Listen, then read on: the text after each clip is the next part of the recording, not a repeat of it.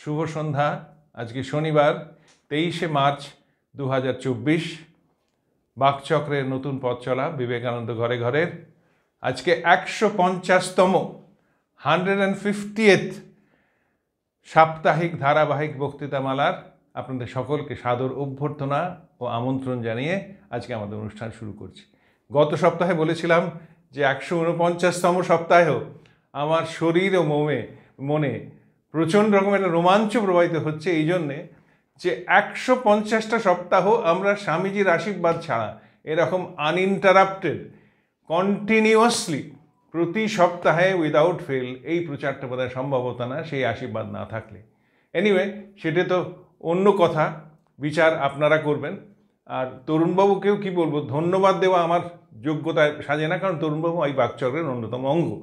কিন্তু তরুণবাবুরও অসাধ্য সাধন করছেন যে তার অপূর্ব বাগ্মিতায় তিনি আর অত্যাধিক পরিশ্রমে এই সমস্ত 150টা সপ্তাহ তিনি একটানা এই স্বামীজিকে, তরুণবাবুর কথাই আমি কোট করি যে স্বামীজির সম্বন্ধে একটা লেকচার দিতে খুব একটা অসুবিধা হওয়ার কথা নয়, কিন্তু 150টা লেকচার 150টা সপ্তাহ একভাবে নানা বিষয়ে, এবং আমরা এত বেশি নিজেরা উৎসাহিত হচ্ছি যে একটা ছোট্ট খবর দিয়ে দিই যে কিছুদিন আগে নেদারল্যান্ডস থেকে দি এম্বাসি নেদারল্যান্ড তারা আমাদের নেমন্তন্ন করেছিলেন যে 12ই জানুয়ারি স্বামীজির স্ট্যাচুর উদ্বোধনে নেদারল্যান্ডসে আমাদের বিশেষ করে আমন্ত্রণ করেছিলেন।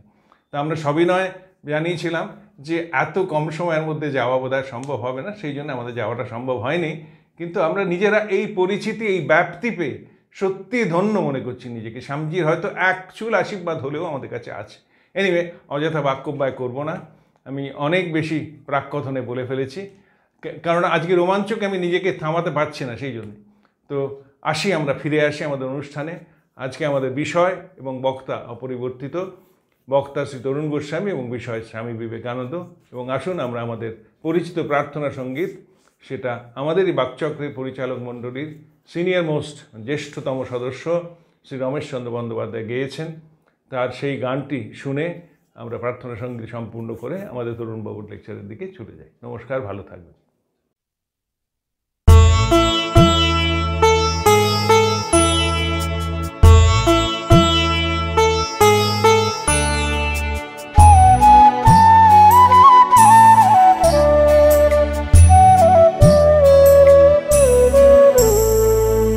তোমারে করিয়াছি জীবনের ধ্রুবতারা, এ সমুদ্রে আরো কবু হব না গো পথহারা।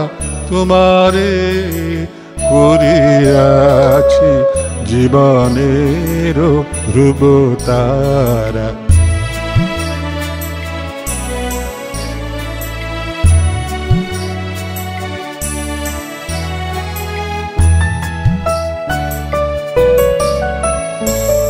যেথায় আমি যাই না গো তুমি প্রকাশিত থাকো, যেথায় আমি যাই না গো তুমি প্রকাশিত থাকো। অকুল নয়ন জলে ঢালো গো কিরণ ধারা। তোমারে করিয়াছি জীবনের ধ্রুবতারা।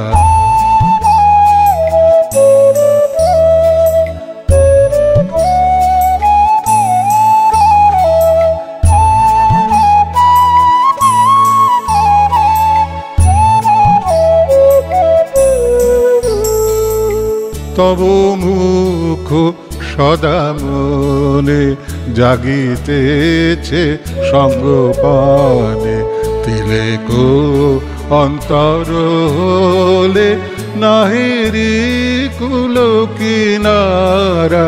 তব মুখ সদা মনে জাগিতেছে সঙ্গপানে, তিলেক অন্তর হলে নাহেরি কুল কিনারা।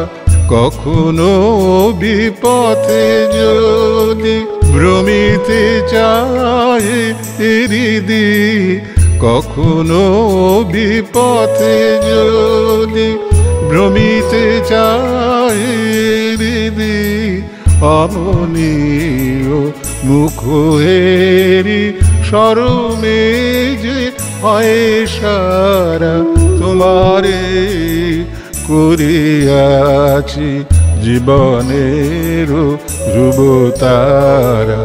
এ সমুদ্রে আরো কভু হব না গো পথহারা, তোমারে করিয়াছি জীবনের ধ্রুবতারা।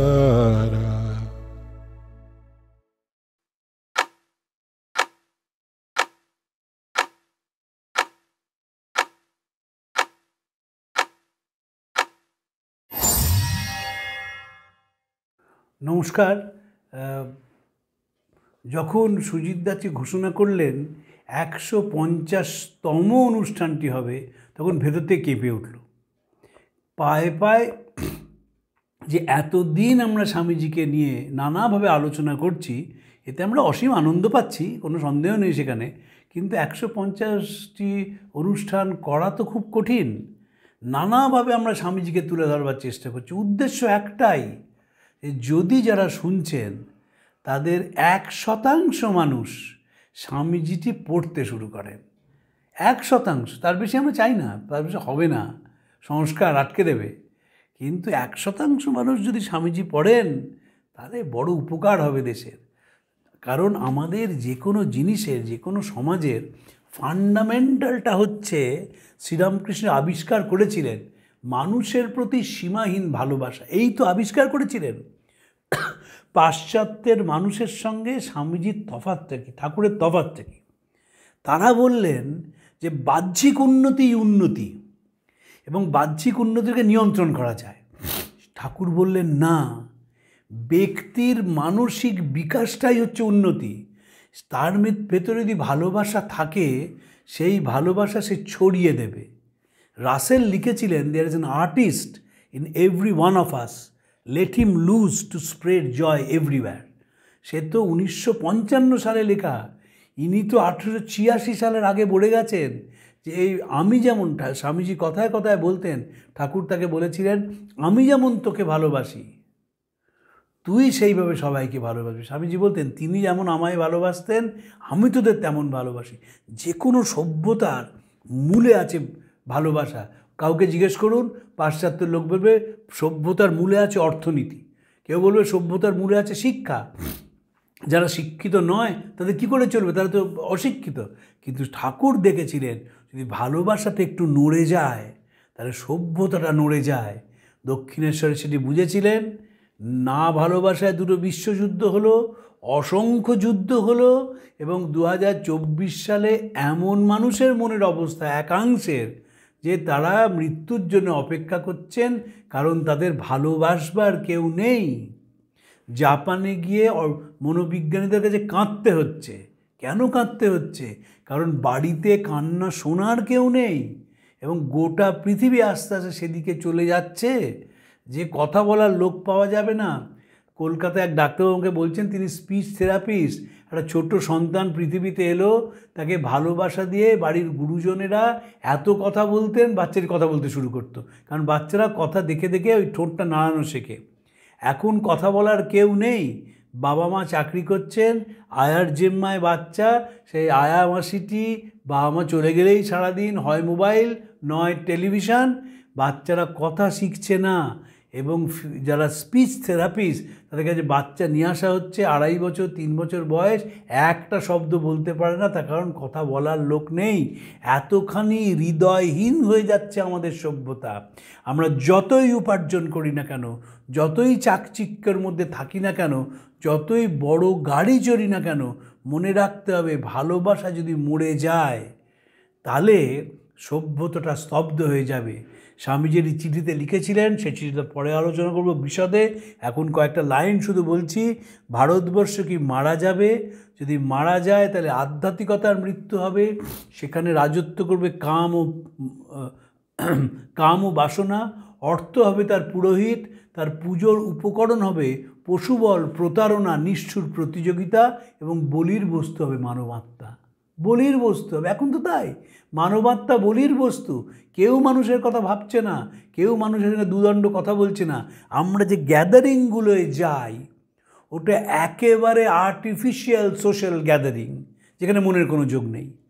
আপনি কি খেলেন কেউ আপনাকে বলতে আসবে না ভালো করে খাচ্ছেন তো, কারণ বলবেন কি করে, এত লোক তার কি চেনে না তো কেউ কাউকে। ফলে পুরোটাই কৃত্রিমতার দিকে আমরা চলে যাচ্ছি। এর প্রেক্ষিতে স্বামীজি রামকৃষ্ণদেবের কথা বলছেন। আমার মনে হয় যে ঠাকুরের কথা বলার সবচেয়ে কম্পিটেন্ট পার্সন হচ্ছে স্বামীজি, আর কেউ না। কেউ বোঝেননি শ্রীরামকৃষ্ণকে। যেমন নাগমহাশয় বলছেন স্বামীজিকে যে এরা আপনাকে কেউ বোঝেনি, তিনি শুধু বুঝতেন, কিন্তু এই করে যাচ্ছে মাত্র। শ্রীরামকৃষ্ণকেও স্বামীজি ব্যতীত কেউ বুঝতে পারেননি। তার কারণ শ্রীরামকৃষ্ণের পারপাস অফ ভিজিট স্বামীজি বুঝেছিলেন। তাই বলেছিলেন কলকাতা বক্তৃতায়, if I have told you one word of truth, it was his and his alone, and if I have told you many things which were not true, not correct, and not beneficial to human race, they were all mine, and on me is the responsibility. যদি একটা কথাও বলে থাকি যে মানুষকে প্রাণিত করেছে, সব তাঁর, আমার নয়। সেই প্রেক্ষিতে আজকে শ্রীরামকৃষ্ণের কথা স্বামীজি আমেরিকা থেকে 30শে নভেম্বর 1894, 31 বছরের ছেলে, তিনি একেবারে গালাগালি দিয়ে ভূতচারা করছেন তার গুরুভাইদের, আলাসিঙ্গা পেরুমলকে লেখা চিঠি। রামকৃষ্ণের অলৌকিক ক্রিয়া সম্বন্ধে কি পাগলামি হচ্ছে। আমার অদৃষ্টে সারা জীবন দেখেছি, গরু তাড়ানো ঘুচল না, মস্তিষ্কের আহাম্মকগুলো কেন যে এই বাজে আজগুবিগুলো লেখে তা জানিও না, বুঝিও না। মদকে ডি-গুপ্তের ওষুধে পরিণত করা ছাড়া কি রামকৃষ্ণের জগতে আর কোনো কাজ ছিল না? আমি রামকৃষ্ণ ভুলে গেলাম, অনেক অনেক অনেক আগেকার ছিলেন। কিছুদিন আগে এক স্বামীজি বলেছিলেন যে সারদা মা তাকে দেখা দিয়ে রোগমুক্ত করেছেন। করতেই পারেন, নিশ্চয়ই পারেন, কিন্তু সেটা কি বলবার নাকি সকলের সামনে? তাহলে তো এই লোকটি বলতেন। এবং কি লিখছেন, আমার অদৃষ্টে সারা জীবন দেখেছি, গরু তাড়ানো ঘুষল না, মস্তিষ্কহীন আহাম্মুকগুলো কেন যে এই বাজে আজগুবিগুলো লেখে তাও জানি না, বুঝিও না। মদকে ডি-গুপ্তের ওষুধে পরিণত করা ছাড়া কি রামকৃষ্ণের জগতে আর কোনো কাজ ছিল না? প্রভু আমাকে এই কলকাতার লোকেদের হাত থেকে রক্ষা করুন। যে ঠাকুর মানে অলৌকিক, এখনও তো এই অলৌকিকত্বের দিকে আমরা চলে যাচ্ছি। আমরা অলৌকিকত্বের দিকে চলে যাচ্ছি। প্রচুর স্বামীজিকে জানি তিনি ভক্তদের আড়ালে বলেন তার অলৌকিক কী অভিজ্ঞতা হয়েছে, বলেন, আমি জানি খুব ভালো করে। আমি নামের লিস্ট দিলে শেষ হবে না, দেবও না, কারণ ওটা পাবলিকলি বলার জন্য নয়। কিন্তু আমার সঙ্গে তো ওঠা বসা দেখি যে এই অলৌকিকটা আসছে আস্তে আস্তে। এবং আমি যেহেতু সোশিওলজি মন দিয়ে পড়ি, অলৌকিক তখনই আসে যখন সমাজের ব্যাপক পচন শুরু হয়ে গেছে। যখন চৈতন্যদেবের সমাজের পচন এসেছিল তখন তিনি কত বড় পণ্ডিত ছিলেন, হৃদয়বান ছিলেন, সেদিকে লোকে গেলেন না। সবাই থেকে বলতে শুরু করলেন তিনি হচ্ছেন ঈশ্বরের অবতার, এবং প্রণাম করা শুরু হলো। এখনও যেরকম ভরত মহারাজ বলতেন, রামকৃষ্ণের চেলা প্রসাদ পাবার বেলা। এর বাইরে চেলার তো কিছু নেই, কেউ তার কাজ ব্যক্তিগত জীবনে প্রয়োগ করে না। এবং কী সব লোক নিয়ে কাজ করতে হবে, যদি এরা শ্রীরামকৃষ্ণের একখানা যথার্থ জীবনচরিত লিখতে পারে, তিনি কী জন্য এসেছিলেন, কী শিক্ষাইতে এসেছিলেন, সেদিকে লক্ষ্য রেখে লিখতে পারে, তবে লিখুক। নতুন এসব আবোল তাবোল লিখে তাঁর জীবনী উপদেশকে যেন বিকৃত করা না হয়। এই সব লোক ভগবানকে জানতে চায়, এদিকে রামকৃষ্ণের ভেতর বুজরুকি ছাড়া আর কিছুই দেখতে পায় না, খাজা আহম্মকি। এরকমের আহম্মকি দেখলে আমার রক্ত টকবক করে ফুটতে থাকে। এই যে অলৌকিক বানিয়ে দেওয়া, অলৌকিক কথা বলা ইত্যাদি। আগে একটা চিঠিতে লিখেছেন, পরমেশ্বর মশাই অমুক করেছেন, তমুক করেছেন, লেখার দরকার কী ছিল? তাই জন্য এখন কি লিখতে হবে? তিনি তো বলে গেলেন যে লিখুক, যদি ক্ষমতাকারী জীবনী লিখুক শ্রীরামকৃষ্ণকে। এই লিখতে হবে তাঁর জীবনীটা অসাধারণ আলোকবর্তিকা, যার তীব্র রশ্মি সম্পাতে লোকে হিন্দু ধর্মের সমগ্র দিক বা রূপ সত্যি সত্যি বুঝতে সমর্থ হবে। মানে বলছে যে হিন্দু ধর্ম মানে সনাতন ধর্ম বুঝবে কি করে? রামকৃষ্ণের চোখ দিয়ে। এই সাংঘাতিক কথা। তাই জন্য বলছেন তিনি আলোকবর্তিকা, এবং স্বামীজি আলোকবর্তিকাটা বিশ্বাস করতেন। পরে শিবানন্দজিকে একটা চিঠি লিখেছিলেন আমেরিকা থেকে, সেখানেও বলছেন হি ওয়াজ আ সার্চ লাইট। যে আলোকবর্তিকা শ্রীরামকৃষ্ণ, তা সমগ্র দিক বা রূপ সত্যি যদি বুঝতে সমর্থ। শাস্ত্রে যেসব জ্ঞান মতবাদ রূপে রয়েছে তিনি তার মূর্ত দৃষ্টান্ত। ঋষি অবতারেরা যা বাস্তবিক শিক্ষা দিতে চেয়েছিলেন তিনি নিজের জীবন দ্বারা দেখিয়ে গেছেন। শাস্ত্রগুলি মতবাদ মাত্র, তিনি ছিলেন তার প্রত্যক্ষ অনুভূতি। এই ব্যক্তি তাঁর 51 বর্ষব্যাপী একটা জীবনের 5000 বছরের জাতীয় আধ্যাত্মিক জীবন যাপন করে গেছেন এবং ভবিষ্যতের জন্য শিক্ষাপ্রদ আদর্শরূপে আপনাকে গড়ে তুলেছিলেন। ভিন্ন ভিন্ন মত এক একটা অবস্থা বা ক্রম মাত্র। পরধর্ম বা পরমতের প্রতি শুধু দেশ ভাবা শূন্য হলেই চলবে না, আমাদিগকে ওই ধর্ম বা মতকে আলিঙ্গন করতে হবে। সত্যই সকল ধর্মের ভিত্তি। এসব বললে আর কেলেঙ্কারি হবে। কালকেই ফতোয়া চলে আসবে, রামকৃষ্ণ পুজোটা বিবেকানন্দকে সরাও এখান থেকে। ওই যে সাহেবরা বলেছিল dangerous than when he was alive. এই হচ্ছে শ্রীরামকৃষ্ণ কেন এসেছিলেন। শুধু কয়েকটি যে অসাধারণ কথা স্বামী লোকেশ্বর যেটা খুব বলতেন, যে not tolerance but acceptance. Swamiji শিকাগোয় বলেছিলেন, I am proud to belong to a religion that has we have tolerated universal truth. Universal truth বলছেন না, বলছেন আমরা সব ধর্মকে টলারেট করেছি, অ্যাকসেপ্ট করেছি। স্বামীজি বলেছেন শুধু টলারেট না, টলারেশনের মধ্যে একটা হায়ার ইগো থাকে। আমি টলারেট করলুম, ঠিক আছে তুমি বলছো ভাই তুমি একটা দুর্বল মানুষ, আমি শুনে গেলাম, অ্যাকসেপ্ট করলাম। We believe not only in universal toleration but we accept all religions as true. Swamiji তার শিকাগো বক্তৃতায় বলেছিলেন, we believe not only in universal toleration but we accept all religions as true. এবং সেখানে বলছেন ভিন্ন ভিন্ন ভিন্ন ভিন্ন মত এক একটা অবস্থা বা ক্রম মাত্র। পরধর্ম বা পরমতের প্রতি দেশভাব শূন্য হলেই চলবে না, আমাদিগকে ওই ধর্ম বা মতকে আলিঙ্গন করতে হবে। সত্য সকল ধর্মের ভিত্তি। তার এই মতবাদ দ্বারা বেদের ব্যাখ্যা ও শাস্ত্রসমূহের সমন্বয় হতে পারে। এসব ভাব নিয়ে তিনি একখানি সুন্দর হৃদয়গ্রাহী জীবনচরিত লেখা যেতে পারে। সময় সব ঠিক হবে। কুরুচিপূর্ণ অসংলগ্ন ভাষা পরিহার করবে। অন্যান্য জাতিরা এগুলি চূড়ান্ত অশ্লীলতা মনে করে। তার ইংরেজি জীবনচরিত সমগ্র জগৎ পড়বে, সুতরাং সাবধান ওইরূপ শব্দ বা ভাব যেন ভেতর প্রবেশ না করে। কলকাতার আমার নিকট প্রেরিত একখানা জীবনচরিত পড়লাম, তাতে এরও বহু শব্দের প্রয়োগ আছে। খুব সাবধান হয়ে ভাষা এবং ভাব ব্যবহার করবে। বলছেন যে ঠাকুরের কথা, যে সমন্বয়ের কথা, এটা প্রচার করতে হবে এবং খুব কশাসলি করতে হবে, এবং এমন কশাসলি করতে হবে যাতে কখনো তার ভেতর কাউকে আক্রমণ না হয়। শ্রীরামকৃষ্ণের জীবনে আছে আমরা জানি, মৌলালির মোড়ে যে মাজারটি আছে সেইখানে তিনি অবেদানন্দজিকে নিয়ে যাচ্ছেন। যখন যাচ্ছেন তখন আজান পড়া শুরু হবে। তখন ঠাকুর বলছেন যে যখন ওরা আজান দেবে যদি মনে হয় হরিকেই ডাকছে, তখন বুঝবে মা জেগে উঠছেন। এই যে একটা উদার শুধু নয়, উপলব্ধি। যে ঠাকুর স্বামীজি লিখছেন না যে শাস্ত্রের উপলব্ধি তিনি জীবনে করেছিলেন। শাস্ত্রতে লেখা আছে অনেক কিছু, কিন্তু উপলব্ধি আমরা করতে পারি না। আচার্য শঙ্কর সম্বন্ধে স্বামীজি শিষ্যকে বলেছিলেন, শঙ্কর মহাপণ্ডিত ছিলেন, নিজের শঙ্করের খুব ভক্ত ছিলেন। শ্রীরামকৃষ্ণ বয়াতে গিয়ে সেজেস অফ ইন্ডিয়া বক্তৃতায় বলছেন, one Shankar had a great head, the other Chaitanya a large heart. শঙ্করের জ্ঞান এবং চৈতন্যের প্রেম দিয়ে শ্রীরামকৃষ্ণের সৃষ্টি তিনি বলেছিলেন। তা সত্ত্বেও বলছেন যে আচার্য শঙ্কর মহাপণ্ডিত ছিলেন, কিন্তু হৃদয়ের খামতি ছিল, ব্রাহ্মণের অহংকার ছিল। যে হৃদয়ের খামতি ছিল, বেদান্তকে হৃদয় দিয়ে বোঝা। আমি শুধু শ্লোক বললে হবে না, কারণ তিনি ঠাকুরকে দেখেছিলেন। শাস্ত্র যেসব জ্ঞান মতবাদ রূপে রয়েছে তিনি তার মূর্ত দৃষ্টান্ত। ঋষি অবতারেরা বাস্তবিক শিক্ষা দিতে চেয়েছিলেন, তিনি জীবন দ্বারা তা দেখিয়ে গেছেন। শাস্ত্রগুলি মতবাদ মাত্র, তিনি ছিলেন তার প্রত্যক্ষ অনুভূতি।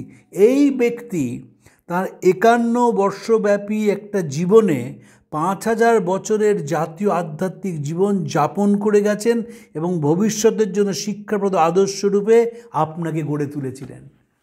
যে তার তো 51 বছর বেঁচেছিলেন শ্রীরামকৃষ্ণ, 50 বছর, 1836 to 1886। তো সেইটা করে কি করেছিলেন না, 5000 বছরের এই যে ভারতবর্ষের দর্শনের তিনি সেটাকে উপলব্ধি করেছিলেন এবং সেটাকে তৈরি করেছিলেন নিজেকে সেই মতো করে। স্বামীজি এই অ্যানালিসিস দেখবেন ঠাকুরের কোনো সন্তানের পক্ষেই দেওয়া সম্ভব হয়নি, কারণ তারা এইভাবে বোঝেননি, এই ব্রড পার্সপেক্টিভে কখনো ঠাকুরকে দেখেননি। তারা দেখেছেন ঠাকুর আত্মীয় খাচ্ছেন, গলায় ক্যান্সার হয়েছে, কষ্ট পেয়েছেন, তারা সেবা করেছেন, সেখানে শেষ হয়ে গেছে। কিন্তু যখন আন্তর্জাতিক প্ল্যাটফর্মে স্বামীজি গেলেন, গিয়ে বুঝলেন যে কি সাংঘাতিক মানুষ ছিলেন শ্রীরামকৃষ্ণ এবং তার যে অনুভূতি। দেখুন এই যে শ্রীরামকৃষ্ণ এবং স্বামীজির কথা, যে গোটা জীবনটা হচ্ছে একটা অনুভূতি। If there is a conflict between head and your heart, appeal to your heart. যদি কখনো মস্তিষ্ক এবং হৃদয়ের মধ্যে সংঘাত লাগে, তোমরা হৃদয়ের দিকে তাকাও। এই যে হৃদয়ের দিকে তাকানোর কথা শ্রীরামকৃষ্ণ বলেছিলেন, স্বামীজি বলছেন হি ওয়াজ লাভ পার্সনিফাইড। কেন বলছেন? তার কারণ ঠাকুর দেখালেন তুমি যতই শাস্ত্র পড়ো, যতই গীতা পড়ো, উপনিষদ পড়ো, যদি ভেতরে প্রেমটা দিক দিক করে না জ্বলে, তাহলে পুরো জিনিসটা শূন্যে পরিণত হয়। আমি প্রচুর পড়লাম, মানুষকে কাছে আসতে দিলাম না। এ তো আমাদের দেশে হয়েছে। যারা যত পণ্ডিত, তারা সাধারণ মানুষের সঙ্গে তত দূরত্ব বজায় রেখেছেন এবং রেখেছেন বলেই এক ভাষায় চিন্তা করেছেন, এক ভাষায় লিখেছেন এবং এমনভাবে লিখেছেন যাতে সাধারণ মানুষ বুঝতে না পারে। কেন সেটা করা হয়েছে আমাদের? কারণ তারা দূরত্ব রচনা করেছেন, যে দেখো আমি এত জ্ঞান অর্জন করেছি, আমি এত জেনেছি। জ্ঞান অর্জনের আমার কাছে তথ্য আছে, তোমার কাছে নেই, এছাড়া কিচ্ছু না। এবং শাস্ত্র যারা পড়েছেন তাদেরও সেই অনুভূতিটার অভাব ছিল বলে দেখা গেল শাস্ত্রও পড়া হয়েছে, কিন্তু ভেতরের হিংসাটা মারা যায়নি, ভেতরটা প্রেমময় হয়ে ওঠেনি। ঠাকুর বলছেন আলু পটল যেমন সিদ্ধ হলে নরম হয়ে যায়, তেমনি সিদ্ধ পুরুষও নরম হয়ে যায়। স্বামীজি আমেরিকায় বলছেন খুব কাঁদো, কাঁদলে চোখ সাফ হয়, ভেতরের ব্রহ্মসিংহ জেগে ওঠেন। ব্রহ্মসিংহ জাগলে কি হয়? সমদৃষ্টি তৈরি হয়। তখন সব মানুষকে সে একভাবে দেখতে শেখে, সকলের মধ্যেই সে অনন্ত শক্তিকে আবিষ্কার করে এবং সে মানুষটি সামাজিকভাবে যতই সাদামাটা হন না কেন, তার যে অন্তর্নিহিত দেবত্ব, সেই দেবত্বের প্রতি তার শ্রদ্ধা এবং সম্মান তৈরি হয়। এই জন্যেই ঠাকুর এসেছিলেন। তাই সিডিশন কমিটি শ্রীরামকৃষ্ণকে বর্ণনা করতে বলছেন তিনি মানুষের মধ্যে ভালোবাসার বীজ ঢুকিয়ে দিয়েছিলেন, তাই তিনি রেবেল। বলছেন গদাধর চট্টোপাধ্যায় অ্যালিয়াস শ্রীরামকৃষ্ণ, তার দোষটা কি?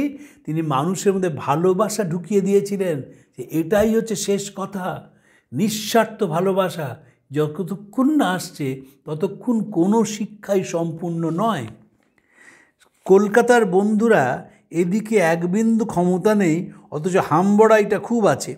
তারা নিজেদের এত বড় মনে করে যে অপরের পরামর্শ শুনতে একদম নারাজ। এর রোগ কিন্তু এখনও যায়নি আমাদের। এই অদ্ভুত ভদ্রলোকদের নিয়ে কী যে করব তা বুঝি না। তাদের কাছ থেকে বেশি কিছু আশাও করি না। তার ইচ্ছা পূর্ণ হোক।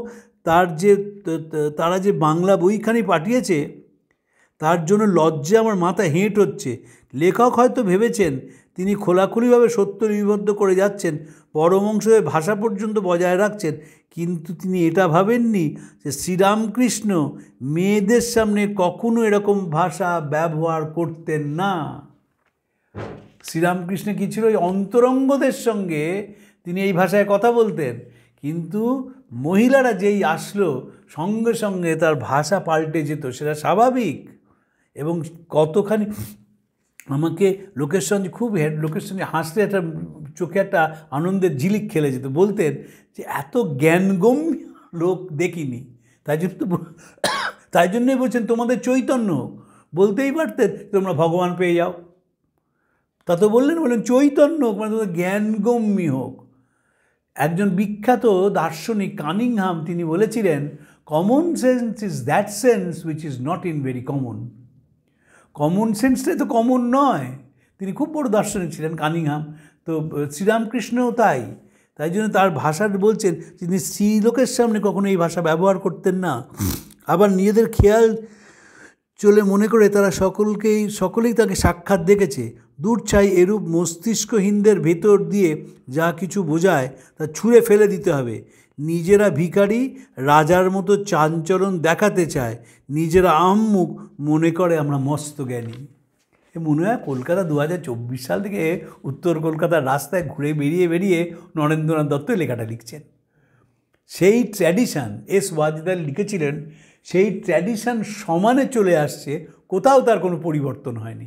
এই আমাদের বৈশিষ্ট্য, তখনও ছিল, এখনও সব জানে। আমার মনে আছে এক সময় গ্যাট চুক্তি পাড়ার পানারা বোঝাতো। গ্যাট বানানো জানে না, কিন্তু জানে না, কিন্তু এই চুক্তিটা কিসে বোঝাচ্ছে কিন্তু এই বাঙালি সব জানে। গাভাস্কার বলটা যদি এইভাবে মারতো, তাহলে এইভাবে খেলে তাহলে আউট হতো না। কে লেকচার দিচ্ছে? যিনি লেকচার দিচ্ছেন তিনি ক্যাম্বিস বলের ওপরে কোনো দিন খেলেননি, তিনি গাভাস্কারের ত্রুটি ধরছেন। আমাদের দেশেই কিছু পণ্ডিত বলেছিলেন রবীন্দ্রনাথ লিখতে জানেন না, বাঙালি বলে সম্ভব, কিন্তু কোনো সাহেবকে শুনবেন না বলবেন যে শেক্সপিয়ার লিখতে জানতেন না, কেউ কাউকে শুনবেন না। তারা বলতেন যে সেই সময়কার শ্রেষ্ঠ মানুষ, শ্রেষ্ঠ লেখক, তার থেকে ভাষাটা পাল্টে গেছে। কিন্তু তারা বলছেন যে লিখতেই জানতেন না। উনি আবার কবে লিখতে জানলেন? ও কটা গান লিখেছেন মাত্র। যারা বলছেন তারা স্বনামধন্য মানুষ। এই বাঙালি বলে এই সব জানতা ভাব, সবাই সব কিছু জানে, এমন কোনো জিনিস নেই যে তারা জানে না। তাই স্বামীজি তো খুব উত্তর কলকাতা ছেড়েছিলেন, একবার চষে খেয়েছিলেন উত্তর কলকাতাটা। তাই বলছেন, কলকাতার লোকেদের মতানুসারে চলো না, কেবল তাদের না চটিয়ে খুশি রেখে যাও, এই আশায় যে তাদের মধ্যে কেউ না কেউ ভালো হয়ে দাঁড়াতে পারে। স্বাধীনভাবে তোমাদের কাজে অগ্রসর হও। ভাত রান্না হলেই অনেকেই পাত পেতে বসে যায়, সাবধানে কাজ করে যাও, সতত আশীর্বাদ জানবে। এই যে কলকাতার লোকদের খুব কাছ থেকে দেখেছিলেন, গুরু এবং চেলা প্রপার অ্যাসেসমেন্ট করেছিলেন কলকাতা। শ্রীরামকৃষ্ণ বলেছিলেন কলকাতার মানুষগুলো পোকার মতো কিলবিল করে বেড়াচ্ছে। শারদামণিকে বলেছিলেন তুমি এদের দেখো। স্বামীজিকে দেখে প্রথম দিন বলেছিলেন কলকাতার মতো তমগুণী জায়গায় এ সত্যগুণী ছেলে কী করে থাকে, এবং গোটা জীবনটা উপলব্ধি দিয়ে বুঝিয়ে গেলেন।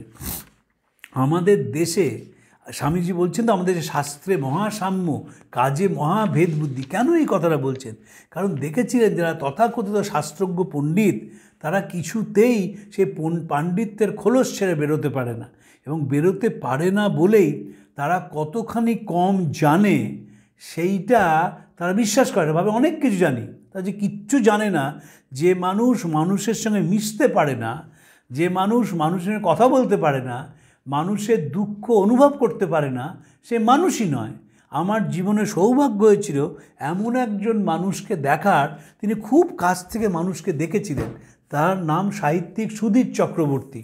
অসাধারণ তিনি লোক সংস্কৃতির লেখক ছিলেন। বছর দুয়েক আগে তার শরীর চলে গেল, কয়েকদিন আগে তার স্ত্রীও মারা গেলেন। কৃষ্ণনগরে থাকতেন, নিজেকে কৃষ্ণ নাগরিক বলতেন। তিনি এত মানুষ দেখেছেন যে তাদের সঙ্গে অবলীলাক্রমে মিশতে পারতেন। শিষ্য দেখেছিলেন যে দূরে স্বামীজি আসছেন এবং হাতের ঠোঙায় বাদাম ভাজা, পরমানন্দে সেই বাদাম খেতে খেতে রাস্তা দিয়ে চলেছেন। কলকাতায় গেছেন, আলু কাবলি কিনেছেন নৌকায়, আবার নিজের শিষ্যকে বলছেন এই কিছুটা রেখে দিবি, রাজাকে গিয়ে দিতে হবে। বেলুড় মঠে গিয়েই বলছেন দেখ কেমন ঝাল ঝাল করে আলুর দমটা রেঁধেছে, খেয়ে দেখ। এই যে প্রাণবন্ততা, এটা হচ্ছে ধর্ম। ধর্ম প্রাণবন্ত ছাড়া হয় না। শ্রীরামকৃষ্ণ বলেছিলেন আমাকে শুকনো সন্ন্যাসী করিস নে মা, আমায় রসে বসে রাখিস। রসে বসে মানে কি? আমার জীবনের সব পথে যেন চলনটা ঠিক থাকে। যদি অনুভূতি তার না হতো, তিনি গিরিশচন্দ্রকে বলতেন তুমি মদ্যপানটা করবে না, মদ্যপান করলে ঈশ্বরের সান্নিধ্য লাভ হয় না। সেটা বললেন না, বললেন গিরিশ তুমি খাবে, তবে মাকে দিয়ে খেও। কারণ তিনি জানতেন এই মাকে দিয়ে খেতে খেতে খেতে খেতে একসময় তার বিতৃষ্ণা আসবে। তাই ঘটেছিল, একসময় গিরিশ মদ্যপান করা ছেড়ে দিয়েছিলেন। কিন্তু ওইখানে যদি তিনি পানিশ করতেন যে তুমি যেটা করছো এটা অন্যায়, খাবে না, তাহলে তিনি জানতেন গিরিশ খেয়েই যাবে এবং মুখে বড় পান মুখে দিয়ে যাবে যাতে গন্ধটা শ্রীরামকৃষ্ণ টের না পান। কিন্তু যেহেতু তিনি গিরিশকে স্বাধীনতাটা দিয়েছিলেন, তিনি যখন মদ্যপান করেছেন তার আনন্দ করার ইচ্ছে হয়েছে, তিনি শ্রীরামকৃষ্ণের কাছে গেছেন। এই যে আনন্দরূপ শ্রীরামকৃষ্ণ। মারি লুই বার্গ তাদের ঘরের বর্ণনা দিয়ে বলছেন যে তিনি আনন্দে পরিপূর্ণ করে রাখতেন সব কিছুকে। এটাই হচ্ছে আধ্যাত্মিকতার মূল কথা। আধ্যাত্মিকতা মানুষকে আনন্দ দেয়, আধ্যাত্মিকতা মানুষের মনটাকে পাল্টিয়ে দেয়।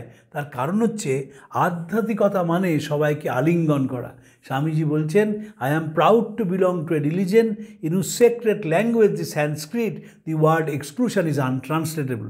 সরলা দেবী চৌধুরানীর কথা দিয়ে শেষ করি। তিনি তার জীবনের ঝরাপাতা আত্মজীবনীমূলক গ্রন্থে লিখছেন, বিবেকানন্দের মধ্যে ছিল ডিনামাইটের শক্তি, ভেঙে গড়ার অপূর্ব ক্ষমতা। তার একটি স্ফুলিঙ্গ আমার মধ্যে এসেছিল, আমাকে ভেঙে গড়েছিল।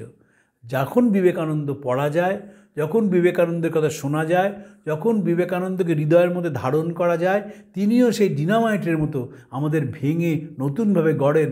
এবং যে মানুষটিকে গড়েন সেই মানুষটির একটি সংবেদনশীল মন থাকে, একটি বোধ থাকে, এবং তার বুদ্ধি দিয়ে সে বহুজন হিতায় বহুজন সুখায় জীবন কাটিয়ে যায়। আপনাদের নমস্কার জানিয়ে শেষ করছি। প্রাণারাম প্রাণারাম প্রাণারাম